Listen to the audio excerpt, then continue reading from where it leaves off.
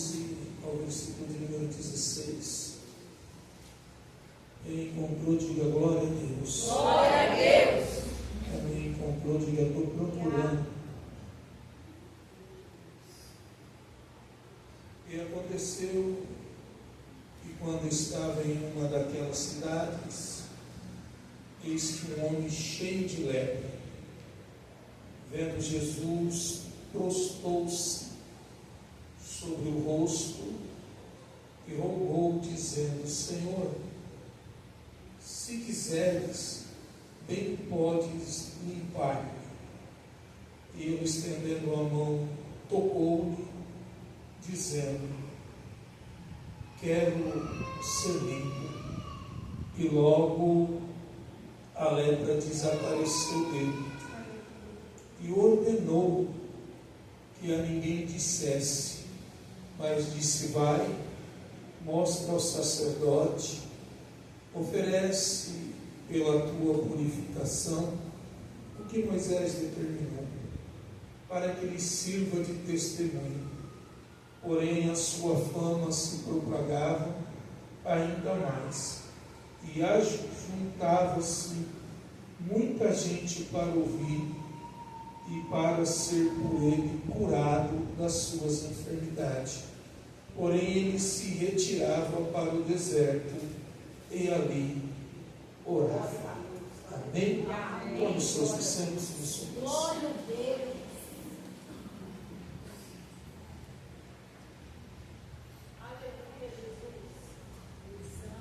Meus irmãos, essa passagem que nós acabamos de ler, a Bíblia vai dizer que os 3 evangelhos sinóticos, eles relatam a respeito desse acontecido. Porém, só Lucas vai falar de uma profundidade maior, a condição física que se encontrava esse leproso. Porque Lucas, além de ser alguém que seguia a Cristo, ele era um doutor, um médico. Então, dentro da sua área da medicina, ele consegue ter um diagnóstico mais abrangente do que Marcos e do que Mateus. E o texto a qual nós lemos vai dizer que esse moço estava leproso, e Lucas vai dizer que está o corpo todo, ou seja, da cabeça aos pés. E é interessante a gente parar para pensar algumas coisas dentro desse texto. Primeiro, quando a gente vai lá para o livro de Levíticos, a gente vai ver Deus por intermédio de Moisés falando a respeito da lepra, como procedia a pessoa que estava em suspeita, sendo analisada, a pessoa que realmente a lepra era confirmada, cada passo, cada conduta dessa pessoa. Então, se a pele começasse a ficar esbranquiçada, se o pelo da pele ficasse esbranquiçado, ela se apresentava ao sacerdote, ele iria levar essa pessoa para uma quarentena, um tempo separado. Essa pessoa ia ficar sendo analisada se aquilo era algo mais profundo, ou se aquilo passasse, ela retornava de volta ao convívio social. Se aquilo fosse algo mais grave, ela seria separada da cidade, separada da tua família, e ela iria ser colocada num lugar onde nós chamamos de leprosário, um lugar restrito da sociedade, para que ela não viesse a contaminar os seus parentes, a sua casa, a sua família. Mais ou menos o que nós vivemos na Covid. Alguns se trancavam em um quarto, esperavam passar o efeito, para que as demais pessoas não fossem contaminadas. Bem dito isso, essa pessoa que era consumada ou dita que estava leprosa e que tinha que ser afastada, essa pessoa, além de tudo isso, ela tinha que, quando alguém andando em direção a ela, em direção ao seu leprosário, sua nova casa, essa pessoa tinha que gritar para quem vinha vindo em sua direção, dizendo: olha, imundo, não se aproxime de mim. Essa pessoa ainda tinha que se expor e gritar que era alguém imundo. Esse era o costume, esse era a prática, e essa era a vida que essa pessoa teria. Porém, eu fui dar uma lida rápida, fui pesquisar, porque nós temos o hábito, o costume de gritar. Porque a mãe grita com o filho, porque o pai grita com o filho, porque um irmão grita com o outro, porque um crente às vezes se altera com outro crente. E a questão de gritar, ela tem dois sentidos. Primeiro, alguns vão dizer que quando você se machuca, você está trabalhando, deu uma martelada no dedo e você grita, é como se você estimulasse um nervo do seu cérebro, é como se o grito viesse a trazer algum alívio para aquela dor. Mas o grito também tem outra função. Qual é a função? De quem está ouvindo ser paralisado e ter medo. Então, por isso que quando o pai grita com a criança forte, a criança entra em pavor, porque aquele que ouve entra no estado de medo. O grito desse leproso não é simplesmente pela dor que ele sente, mas é para paralisar quem está vindo e colocar pavor para que aquela pessoa não se aproxime dele, porque senão ela vai correr risco de ser contagiada. Porém, a gente, ao falar da lepra, a gente nem imagina a profundidade que era essa enfermidade. E eu fiquei pensando comigo, enquanto eu meditava na minha casa, qual seria a doença hoje que te colocaria o maior medo, que você pensaria e dizia: ó, tal doença é terrível, tal enfermidade hoje ela é terrível. Talvez alguém vai dizer o câncer, talvez alguém vai dizer o vírus da HIV ou a AIDS, que ainda não tem uma cura. Talvez alguém vai dizer uma paralisia. Mas não existe nem na nossa atualidade, nem nos tempos bíblicos, uma doença tão terrível como a lepra. Como assim, pastor? O câncer é terrível.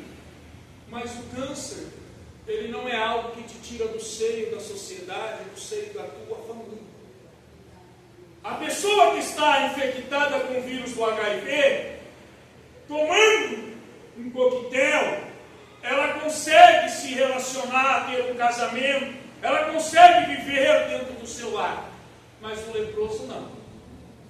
Se ele fosse contaminado, o divórcio aconteceu. Ele não pode estar mais perto da sua, ele não pode estar perto dos seus filhos, ele não pode estar perto da sua parentela, ele não pode estar perto dos seus amigos, ele não pode conviver em sociedade.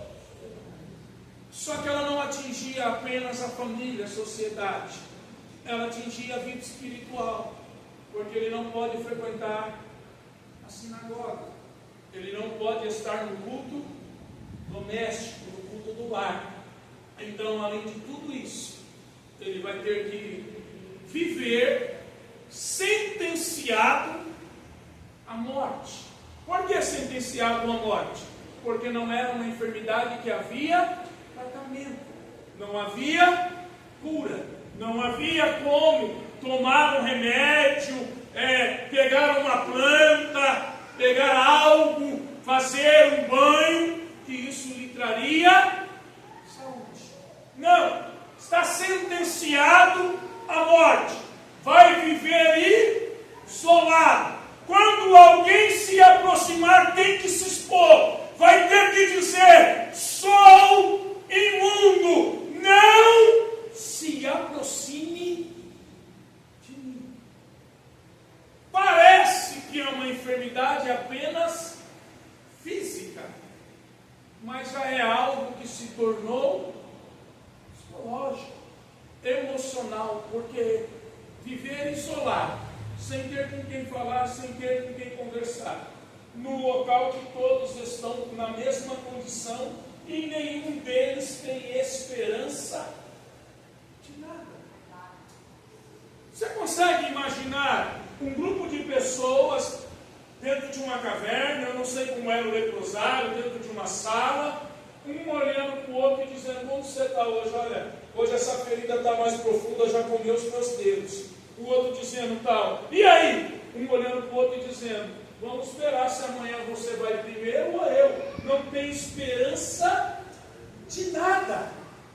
Não tem esperança de um alívio, de um medicamento, de uma vacina. Não tem esperança de alguém ir visitar, de alguém gritar no arraial: oh, pastor Júlio está vivo! Oh, é a sua ex-esposa! Oh pai, o Senhor ainda me ouve! Ele não recebe mensagem. Ele não recebe um grito de fora, alguém preocupado como está o seu estado. Ele se encontra totalmente isolado. Ninguém pode se aproximar dele, porque além de ser alguém que está contaminado, ele é alguém que ainda contamina as pessoas. Então ele tem que ficar isolado de tudo. Então ele não tem alguém que lhe aperte a mão, ele não tem alguém que lhe dê um abraço, ele não ouve a voz de nenhum dos seus entes queridos preocupado com ele. Mas toda vez que, se ele decidir sair do leprosário, se ele decidir sair do local que ele está, encontrando alguém estranho que ele não conhece, ele tem que gritar: imundo, imundo, para que as pessoas, com medo do que ele carrega, se afastem dele. Eu vou ser bem rápido, porque hoje é noite de cear. Mas, e bem simples. Eu não dou tema às minhas mensagens. Quem me ouve sabe que eu não tenho essa vaidade. Mas Deus falou comigo assim: transformando gritos em adoração. Aleluia. Glória a Deus. Aleluia. E talvez você vai entender, porque é algo muito particular nessa noite. Aleluia, Deus. Como assim transformando o grito em adoração? Porque o texto diz que ele vai ao encontro de Jesus e ele não grita imundo, mas ele se prostra. Ele não grita: Jesus, se afaste. Ele não grita: mestre, saia da minha direção. Mas o texto diz que ele reconhece Jesus como Senhor, ele se prostra e ele adora. Então, se ele se prostra, ele reconhece que Jesus é superior. Se ele se prostra, ele reconhece que Jesus é a esperança que ele tem. Então, pare de sair gritando, pare de declarar qual é o seu estado. E qual é o estado? Ele era imundo, porque Jesus pode te purificar, diz o Senhor das Coisas. Quando eu grito, e ele gritava expondo quem ele era, ele se conformava com a situação que ele se encontrava. Sabe por que tem gente que não tem a vida mudada? Porque aprendeu a gritar para todo mundo ouvir qual é o seu estado. nós ficar gritando que somos imundos, mas não fazemos nada para ser purificado, nós vamos continuar gritando aos ventos, porque o grito dizendo eu sou imundo não chama a atenção de Jesus. O grito dizendo eu sou vítima, o grito dizendo olha, tudo isso está acontecendo porque alguém me feriu, alguém me machucou, porque ele poderia olhar para Jesus e dizer olha, eu fui infectado porque alguém não gritou que era imundo, e por eu não saber, ele passou a doença para mim. Mas ele não fica argumentando porque ele se tornou imundo. Verdade. Porque o que te levou no estado que está, não vai fazer você sair, alguém saber por que você está nesse estágio. O que vai fazer você sair é a postura, a posição que você vai tomar. E a posição deste homem é: vou me prostrar e vou lá. Glória a Deus. Glória a Jesus. Grande Deus. Só que Jesus sabe como trabalhar. Por que Jesus já não determina a palavra e diz seja curado? Por que Jesus tem que tocar nele? Por que Jesus tem que ir em direção dele e colocar as mãos sobre ele? E a palavra no original ali para a mão quer dizer, eu não vou trazer a palavra para vocês aqui, mas só para vocês entenderem, quer dizer alguém que foi abraçado. Por que Jesus tem que abraçar ele? Se o problema dele não é interior, é esse? Se o problema é na pele, porque aquilo que começou pelo lado de fora abalou o lado de dentro. Ele não é mais alguém que sente calor humano. Ele não é mais alguém que sabe o que é ser abraçado. Ele carrega consigo na sua testa, no seu peito, se ele pudesse carregar um cartaz de alguém que é rejeitado, alguém que ninguém quer se relacionar. E toda a cura de Jesus ela é pedagógica. Jesus não cura ninguém por curar. Toda a cura de Jesus, Jesus quer trazer uma lição, Jesus quer trazer algo. Por que Jesus vai tocar nele? Porque não vai dizer seja curado. Glória a Deus. Porque Jesus quer mostrar para ele que o estado que ele está pode ter separado ele da esposa e dos filhos, pode ter separado ele da sociedade, mas que de Jesus Aleluia a Deus. não há separação. Glória a Deus. Porque Jesus vai ao encontro dele e lhe abraça, para quebrar dentro dele os traumas, para quebrar dentro dele, para trazer remédio para as feridas que foram abertas. Porque talvez ele está lá no leprosário, mas talvez ele está pensando, dizendo: a minha mulher me abandonou, eu deixei para ela uma casa, eu deixei ela estruturada, eu dei todo o carinho, eu dei todo o amor, eu eduquei os meus filhos, mas foi eu ficar enfermo. Eles viraram as costas para mim. Tem gente que carrega trauma, tem gente que carrega a ferida do abandono, mas antes de Jesus restaurar o físico, Jesus precisa te restaurar o teu coração nessa noite. A cura primeiro é interior, e quando começar a cura interior, ela vai brotar do eixo. Glória a Deus. Grande Deus.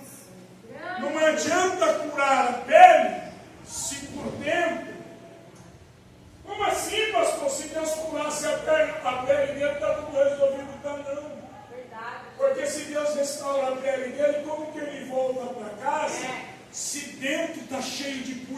olha para a esposa sem ter mágoa, sem ter ódio, sem ter ressentimento. Aleluia. Jesus vai curar ele para inserir ele de volta no seu lar. Mas ele não pode voltar por lá com o coração endurecido. Ele não pode chegar em casa carregando no seu coração mágoas. Ele precisa voltar para casa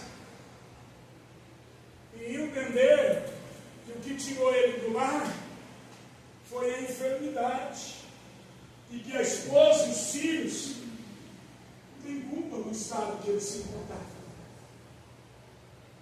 Então Jesus primeiro vai abraçá-lo. E aqui eu aprendo mais uma lição. Um imundo aonde toca deixa imundo. Quem se aproximasse dele ficava contagiado. Mas ele abraça Jesus e Jesus continua puro. Jesus continua santo. Jesus continua limpo. Mas Jesus, ao abraçar ele, o imundo não continua mais. Glória a Deus. Glória a Deus. O imundo abraçando o outro se torna. Mas um santo, quando abraça o imundo, ele se torna puro. Ele se torna santo. Glória a Deus. É pregado bastante esse versículo. Que se a mulher viver com o esposo que é incrédulo, Paulo vai dizer que porque ela aceitou Jesus e o esposo ainda não, Paulo vai dizer que ela não tem necessidade de largar dele porque ele não é crente. Paulo vai dizer que ela continue casada com ele, mas ele não é crente. Não tem problema, continue casado com ele. Paulo vai dizer que agora que ela se tornou ser crente, ela vai santificar. Ele é tido como alguém impuro, mas agora ela aceitou Jesus. E agora ela vai santificar ele. Como que ela vai santificar? Como entender isso, pastor? Ela vai passar saúde, ela vai passar santidade? O comportamento dela foi transformado. Aleluia. E a transformação que houve nela, ele vai observar e vai dizer: Jesus moldou este vaso. Ela age diferente, ela fala diferente, ela se comporta diferente. E isso vai trazer o desejo nele de conhecer Jesus. Vai trazer o desejo ou nela de conhecer Jesus, porque viu a transformação nele. É essa a santificação que a palavra diz. Mas voltando ao texto, ele precisa voltar para a sociedade. E ele não pode voltar para a sociedade dando curado fisicamente, mas carregando mágoa. Por quê? Porque quando ele estava passando e ele gritasse impuro, as pessoas tinham algumas reações com ele. Primeiro, as pessoas poderiam jogar pedra para que ele se afastasse. Então, quando ele voltar agora e passar na rua, que alguém encheu a mão de pedra quando ele estava doente, e ele olhar para aquela pessoa que amirou a pedra, que tacou a pedra, mesmo na intenção de se proteger, ele tem que olhar na face dela e não lembrar das pedras que foi lançada. Aleluia. É por isso que Jesus vai abraçar ele. E algumas pessoas aqui precisam serem abraçadas antes de serem curadas fisicamente. Aleluia, meu Deus. Algumas pessoas aqui, antes de ser curada ao lado físico, precisa ter a alma curada. Aleluia, Jesus. Observe. Quando eu pego contra Deus, eu tenho que fazer o quê, irmãos? Perdão. perdão para quem? Mas quando eu peco contra a missionária Michele, quando eu peco contra o pastor Leandro, contra a pastora Thais, eu tenho que fazer o quê? Para quem? Mas você sabe que quando acontece, quando eu me dirijo a eles e peço perdão? Você sabe? Vou deixar você procurar na tua casa. Tiago vai dizer que quando os irmãos estão em conflito e um procura o outro e pede-se perdão e há um conserto, Tiago diz que naquele conserto, aquele que estava magoado, aquele que estava com algum sentimento no coração, ao se consertar, a Bíblia diz que gera saúde. Aleluia! Saúde! Glória a Deus! Você sabe que tem muitos irmãos na igreja enfermos? Enfermos! De todos os aspectos, porque não consegue olhar na face do irmão. Guarda mágoa, guarda palavras, guarda gestos, guarda e quando a gente vai ver são coisas tão pequenas, irmão. Tão pequenas. Tão pequenos que não vale a pena e rouba a tua saúde porque você não dorme bem, Glória a Deus! rouba a tua saúde porque você não acorda bem, Maravilhoso! rouba a tua saúde porque pode ter a melhor comida na mesa, mas você não consegue sentir o sabor, porque a tua mente, o teu sentimento está aprisionado em algo que aconteceu. Eu li algumas páginas de um livro, eu não vou lembrar o nome dele, e o autor usou algo que é bastante interessante. Achei muito interessante a colocação dele. Ele diz que quando você tem algo mal resolvido com alguém, e você ficou magoado com aquela pessoa, a vida daquela pessoa andou, aquela pessoa foi embora. Aonde você vai? Aonde você vai? É como se você andasse com um corpo de uma múmia amarrado nas suas costas. E você carrega essa pessoa para onde você vai. Essa pessoa não está na reunião da tua família, mas porque você carrega uma mágoa, todo o açude sujo, o nome dessa pessoa está. Essa pessoa não está na viagem que você faz, mas ela está dentro do carro que você vai. Porque aonde você vai, você cita ela. Você traz o nome dela. O fato passou, tudo se resolveu, mas você ainda não está resolvido. Então, aonde você estiver, você carrega a pessoa que você se sentiu ferida e magoada. Você está na igreja, ele está contigo. Você está passeando, ele está contigo. Você está viajando, ele está... Aonde você vai, ele vai. Está lavando a roupa, está no tanque, está fazendo a comida, está no fogão. Misericórdia!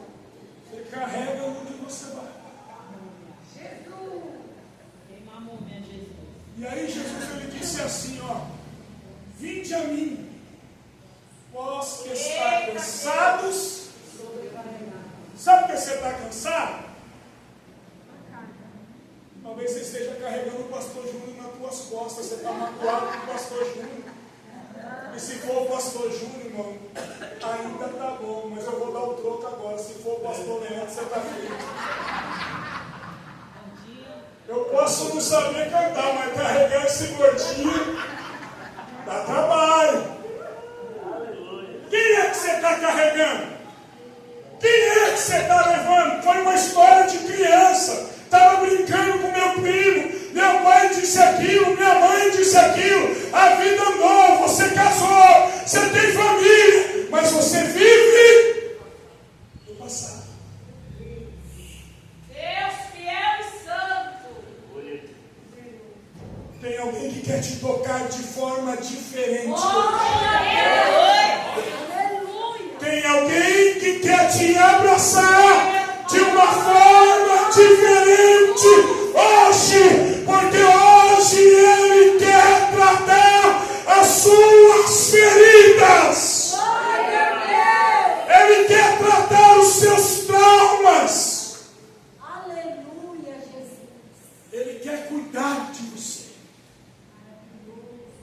Você não tem esperança alguma de sair da condição que você está. Mas se você parar de ficar gritando e passar a adorar ao Senhor, Glória a Deus. e aqui fica uma grande confusão. Eu sou imundo, como que eu posso adorar? Porque é assim que a gente fala, né? Ah, eu errei, como que eu vou lá no culto? Esse jovem disse isso para mim, eu me sinto indigno de entrar na igreja porque eu erro. Eu olhei para ele e disse, você está esquecendo o que Jesus disse? Ele disse o que Jesus disse, que ele não veio para os sãos, os perfeitos. Ele veio para quem tem defeito. Ele veio para quem é falho. Ele veio para quem está doente. Igreja não é lugar de gente perfeita. Igreja é um hospital de Deus. Aqui a gente é tratado por Ele. Aqui a gente é tratado por Ele. E é por isso que houve um grande conflito entre Jesus e os religiosos. Ué, você está sentando para comer com quem? Não sabe que ele é uma prostituta? Não sabe que ele cobra imposto? Porque eles se sentiam sãos, que não precisavam de médico. Mas quem precisa do médico, Jesus está disposto. E nessa noite tem cura neste lugar. Nessa noite tem perdão neste lugar. É outra coisa que as pessoas não conseguem entender. Pastor, perdoar é esquecer o que me fizeram? Lógico que não. Lógico que não, você vai lembrar. Mas eu fui uma criança muito arteira, muito trabalho dele com meu pai, muito trabalho, vocês não têm noção. E eu tenho algumas marcas no corpo que quando eu olho eu lembro, isso aqui foi a rolemã do carrinho de rolemã. Isso aqui foi correndo atrás de pipa. Eu não esqueci, mas não me dói. Perdoar alguém é você olhar para ele e não sentir dor. O que nós vamos fazer com isso? Preciso voltar para casa, mas só a capela restaurada vai dar briga. Precisa também ser trabalhado no coração. Ele se prostra, ele adora e fala para Jesus, se tu quiser, me torne limpo. E Jesus olha para ele e diz, eu quero te tornar. Aleluia. Você não entendeu até agora? Jesus é quem quer te curar. Jesus é quem quer te libertar. Jesus é quem quer te transformar. A pergunta é, vai ficar gritando impuro ou vai adorar quem quer te curar? Porque a resposta de Jesus é, eu quero. Vai ficar gritando? Vai ficar se vitimando? Vai ficar dizendo que o seu estado é culpa de alguém? Ou vai tomar uma posição e vai adorar para que Deus põe tudo no devido lugar? Ou vai se levantar? Pastor Leandro diz aqui, se entrar na cidade e ela não te receber, não quiser ouvir você pregar, bata a sandália dos pés e saia dela. Não foi isso que ele disse? Não quer te receber, não quer te abraçar? Fiz a minha. Não quer ter paz comigo? Tranquilo, mas a minha parte eu fiz.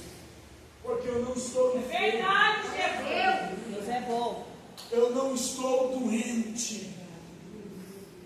Jesus quer nos restaurar. Escola aqui de pé.